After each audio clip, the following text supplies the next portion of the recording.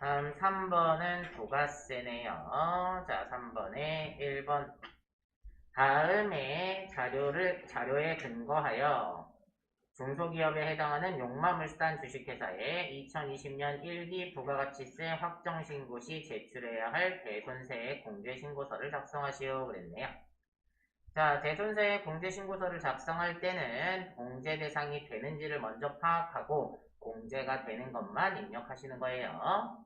자, 첫 번째 한번 볼까요? 받으러움이 있고 거래일자는 2019년 7월 31일, 대손 금액은 770, 부가세 포함, 거래처는 가격이고요. 부도 발생일이 2019년 10월 31일이에요. 그러면 부도는 발생 후 몇 개월? 6개월이 지나야지 대손세 공제 대상이 되는 거죠. 자, 그러면 얘는 지금 신고하는 기간이 1기 확정이면 7월 25일 날까지 신고할 거잖아요.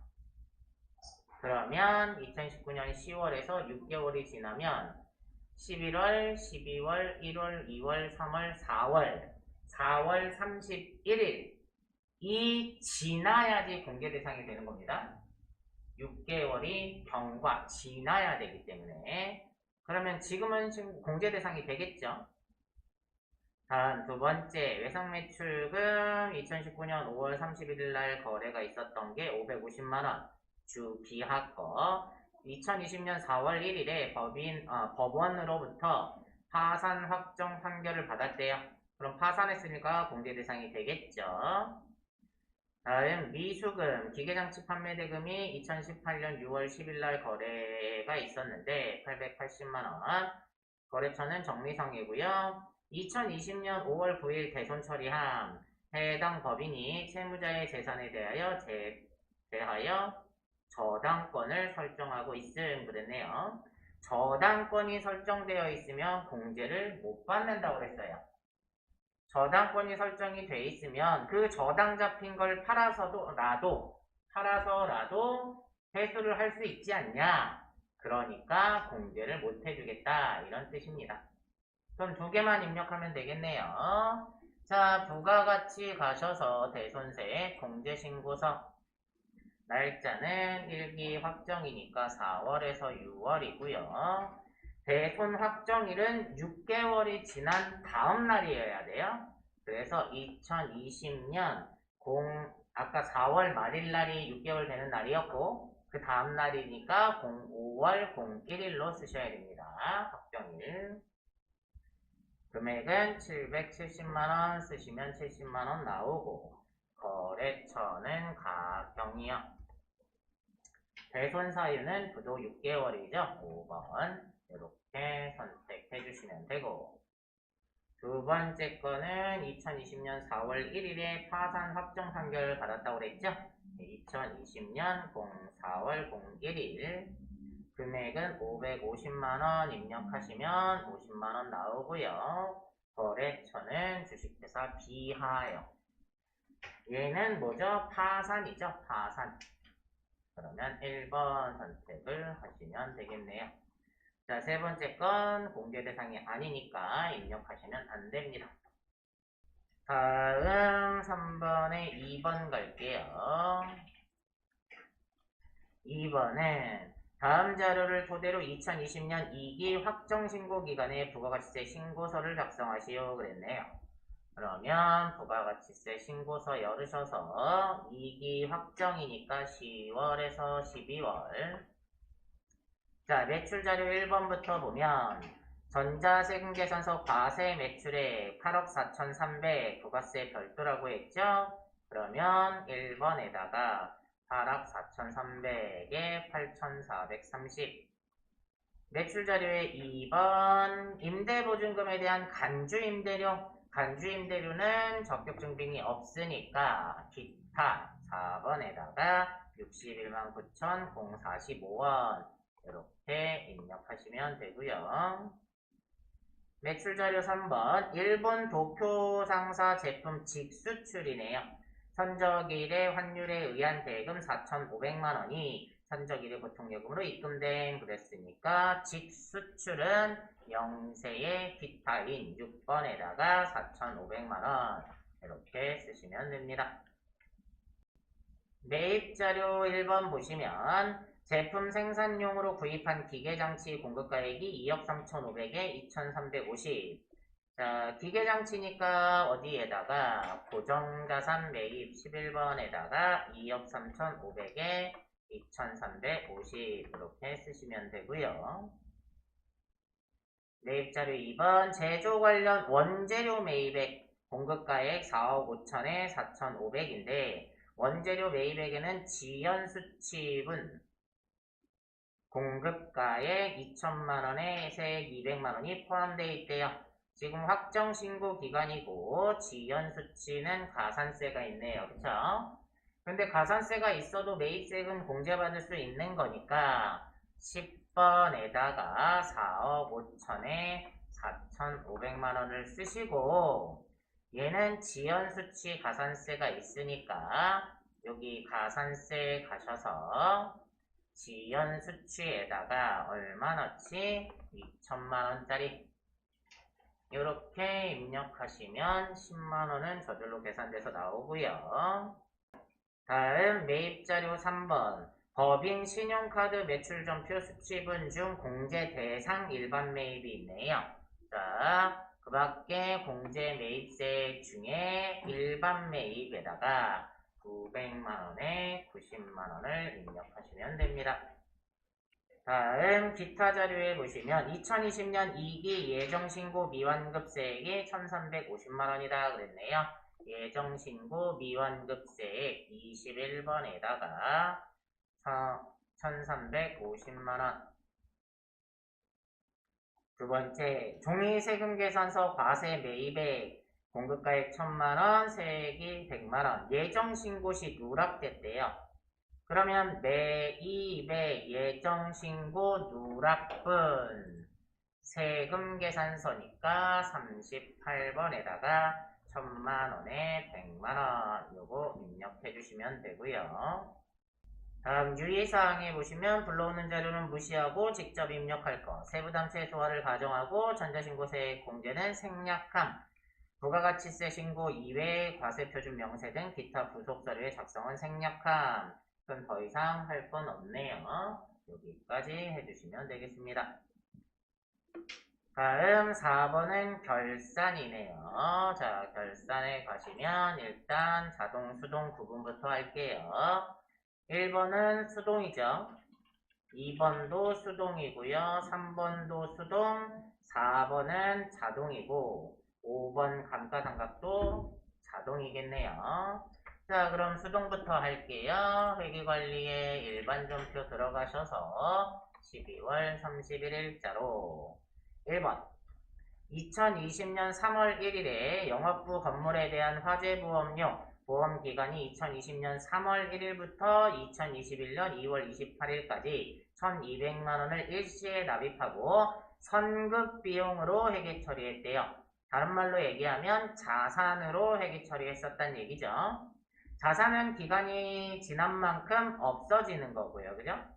그러면 지금은 지난분, 그러니까 3월부터 시작해서 12월까지에 해당하는 부분을 회계 처리해줘야 되겠네요. 자, 그럼 대변에 선급 비용이 없어져요. 얼마나치가 없어져요? 10개월치죠? 10개월치 3월, 4월, 5월, 6월, 7월, 8월, 9월, 10월, 11월, 12월 그래서 10개월치 1,200만원이면 한 달에 100만원 꼴이니까 1,000만원이 없어지네요. 자, 자산이 없어진 이유는 올해치 보험료에 해당한다라는 거죠. 그래서 차변에 보험료. 근데 영업부 건물이니까 800번대로 이렇게 회계 처리하시면 되겠습니다. 다음 2번 단기 말 현재 보유하고 있는 단기 매매 증권의 내역은 다음과 같다. 주식명은 주갑이고요. 취득일은 2019년 12월 30일. 천주를 전기 말 주당 시가가 10만 5천 원이었대요.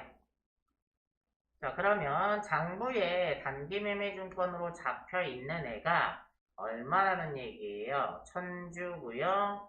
10만 5천 원으로 잡혀 있어요. 그러면 1억 500인데 단기 말 주당 시가를 확인해 봤더니 11만 5천 원으로 만 원이 올랐네요. 그죠? 그럼 만 원씩 몇 주가 올랐어요? 1000주. 그러면 1000만 원의 단기 매매 증권이 늘었네요. 자, 그럼 차변의 단기 매매 증권이 얼마가 늘었다? 1000만 원이 늘었다. 얘가 늘어난 이유는 단기 매매 증권을 평가했더니 이익이 났더라. 이렇게까지 해주시면 되겠죠. 다음 3번.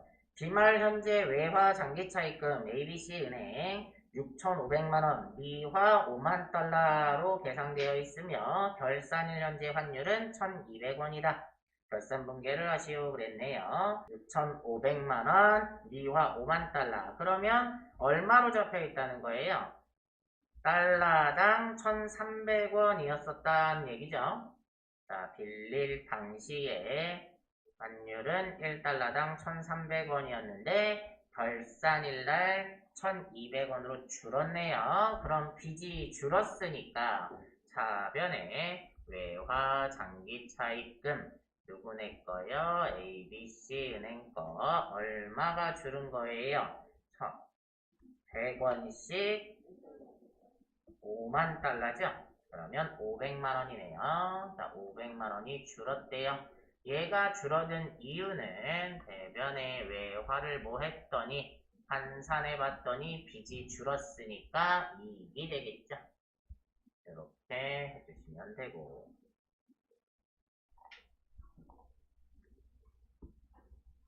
자, 그럼 수동은 끝났고요. 자동 갈게요. 결산자료 입력 들어가셔서 1월에서 12월. 4번 당사는 당해년도 결산을 하면서 법인세 2천만원, 지방소득세 포함을 확정하였다. 이자 수익에 대한 원천징수세액 50만원 및 법인세 중간 예납세액 600만원은 선납세금으로 계상하였다.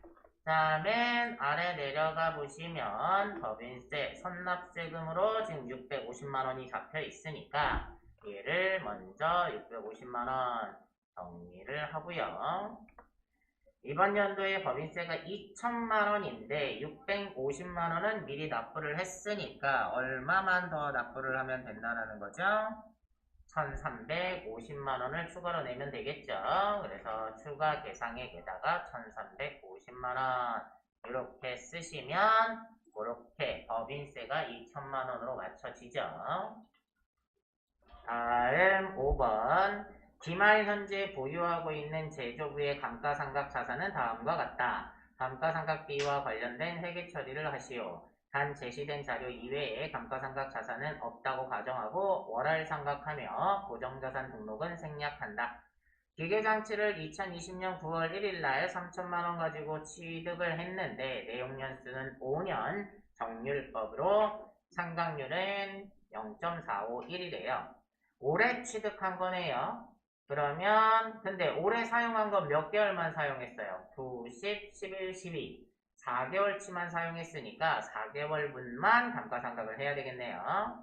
자, 그러면 정률법이니까 자, 3천만원에서 얼마를 먼저 빼요?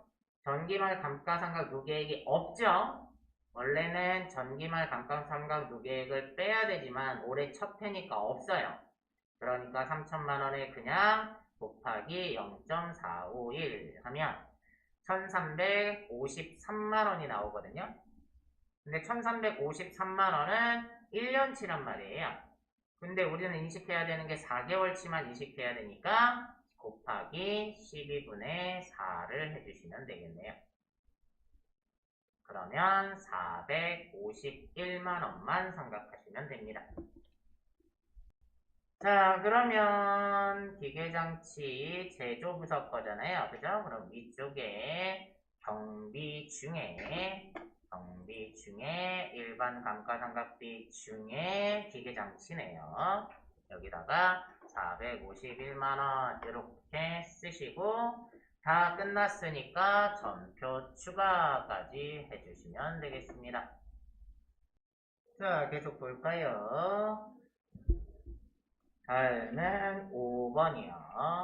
자, 5번에 1번 다음 자료를 보고 거주자인 사무직 사원 박민혜 여성 입사일자는 2020년 8월 1일 국내 근무를 사원 등록 4번 107번에 하고 박민혜의 부양가족을 모두 부양가족 명세 탭에 등록한 후 세부담이 최소화되도록 공제 여부를 입력하시오. 본인 및 부양가족의 소득은 다음의 소득이 전부이며 주민등록번호는 정확한 것으로 가정한다. 단 기본공제 대상자가 아닌 경우에 기본공제 여부를 부로 표시할 걸 그랬네요. 자, 그러면 원천징수에 사원 등록 들어가셔서 코드는 107번을 사용을 하라고 했고요. 이름은 박민혜. 자, 주민번호는 751003-2549-756이고요. 입사년월일은 2020년 08월 1일. 나머지는 해당 사항이 없어요. 그죠? 그대로 둬도 되겠네요. 더 해결할 건 없고요. 자, 이제 부양가족 명세에 들어갈게요. 첫 번째, 본인은 여성 근로자죠? 여성 근로자면 배우자가 있는지 체크를 하고 총 급여가 3천만 원 이하인지 체크를 해서 부녀자 공제를 받아야 되는데 배우자가 있고 연간 총 급여액이 2,900만 원이니까 부녀자 공제를 받을 수 있겠네요. 자, 여기 여 해주시고 다음 배우자는 김영광이네요. 배우자는 3번 배우자 이름은 김영광 내국인의 주민번호가 791120163456 자, 배우자가 옆에 보시면 비고에 양도소득 금액이 500만원이나 있죠? 자, 소득 금액은 100만원 초과하게 되면 공제 대상이 안 된다고 했으니까 부로 해주시고 다음 박노현 본인의 아버지네요. 소득자의 직계존속이니까 1번 박노현 내국인의 주민번호가 471224187098 미국에 거주한다고 하고 있대요. 자, 국내 거주하는 게 아니기 때문에 공제 대상이 안 된다고 했죠. 부로 하시고 다음 딸이 있네요. 직계 비속이니까 4번 김예슬 내국인의 주민번호가 020505 4186455요. 자, 미국에 유학 중이지만 직계 비속은 항상 생계를 같이 한다고 했죠. 그러니까 20세 이하에 걸리고 자녀세액 공제도 걸리겠네요. 다음 또 직계 비속 아들이요. 김예찬 내국인의 주민번호가 051214314358 동거 중이고 소득이 없대요. 그러면 20세 이하에 걸리고 자녀세액 공제도 걸리겠네요. 다음 박민호 오빠가 있네요. 형제자매니까 6번 선택하시고 박민호 내국인의 주민번호가 73011215497222 자, 형제자매는 20세 이하 60세 이상만 가능하다고 했어요. 그죠? 그러니까 공제 대상이 안 될 겁니다. 이렇게 해주시면 되겠네요.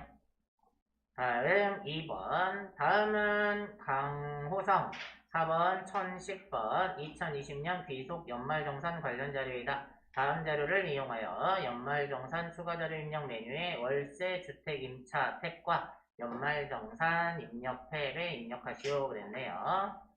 부양가족 현황이 나와 있고요.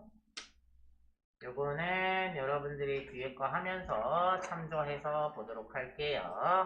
자, 연말정산 관련 자료 갈게요.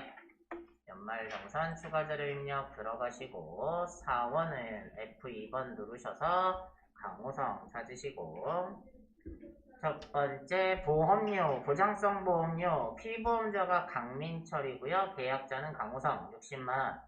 그러면 강민철이 누구였죠? 부친이었고 양도소득금액이 1000만원이나 있었어요. 그러니까 기본공제 대상자가 안 되죠. 그러니까 보장성 보험 공제를 안 해줄 겁니다. 두 번째 보장성 보험 피보험자는 강샘물이고 계약자가 강호성 40만원. 강샘물은 직계 비속 자녀였죠? 5세 소득이 없는 자녀이기 때문에 공제를 해주겠네요. 기본공제 대상자가 되니까. 그래서 1반에다가 40만원 입력하시면 되고요.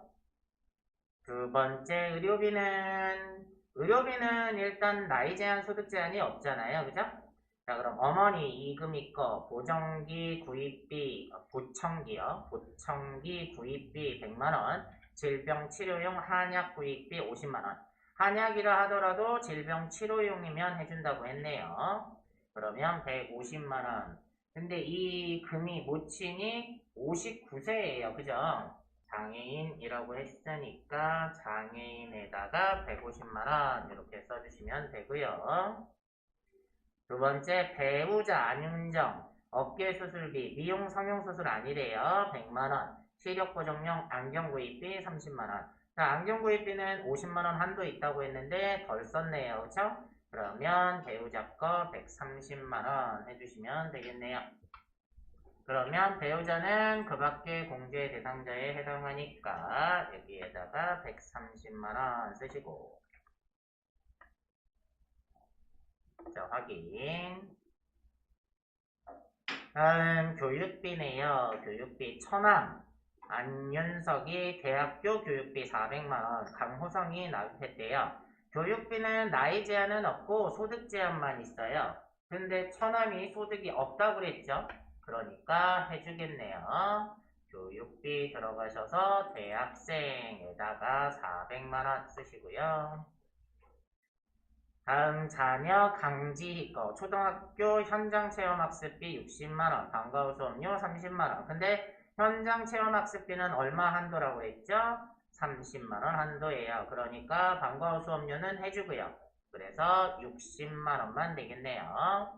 초중고에 들어가셔서 60만원 써주시고요. 다음 강샘물 자녀 유치원 수업료 240만원하고 미술학원 수업료 월 단위로 실시하고 일주에 2일 수업한대요. 30만원. 근데 취약 전 아동의 경우에 학원비도 의료비로 교육비로 공제를 해주죠. 그러니까 총 취약 전 아동에다가 총 금액인 270만원을 쓰시면 되겠네요. 다음 기부금 갈게요. 본인의 정치자금 기부금 20만원 해주겠죠. 자, 그러면 기부금 들어가셔서 10만원까지는 세액공제로 빼주고요. 나머지 초과분에 대해서는 법정 기부금으로 공제를 해준다고 했으니까 여기다가 추가분 10만원 입력하시면 되고요. 다음 처남 안윤석이 국군장병 위문 금품 50만원을 냈는데 기부금은 나이 제한은 없고 소득 제한만 있어요. 그래서 처남이 소득이 없기 때문에 공제를 해줄 겁니다. 그래서 법정 당해기부금에다가 50만원 이렇게 쓰시면 됩니다. 다음 월세 주택 임차요. 자, 월세를 살고 있는데 일단 본인이 총급여가 7천만원 이하의 무주택 세대주여야 돼요. 근데 강호성은 총급여가 6천만원 근로소득자 무주택 세대주라고 했죠. 그럼 공제 대상이 되니까 월세 주택 임차에 들어가셔서 인적사항 입력해 주시면 되겠네요. 자, 임대인은 김광일이고요. 사업자 등록번호가 74746011155가 되고요. 유형은 아파트라고 했으니까 5번. 면적은 84제곱미터. 주소지는요. 서울시 금천구 가산로 99요. 임대기간은 2019년 0701부터 2021년 06월 30일까지 연간 월세액이니까 960만원이겠죠.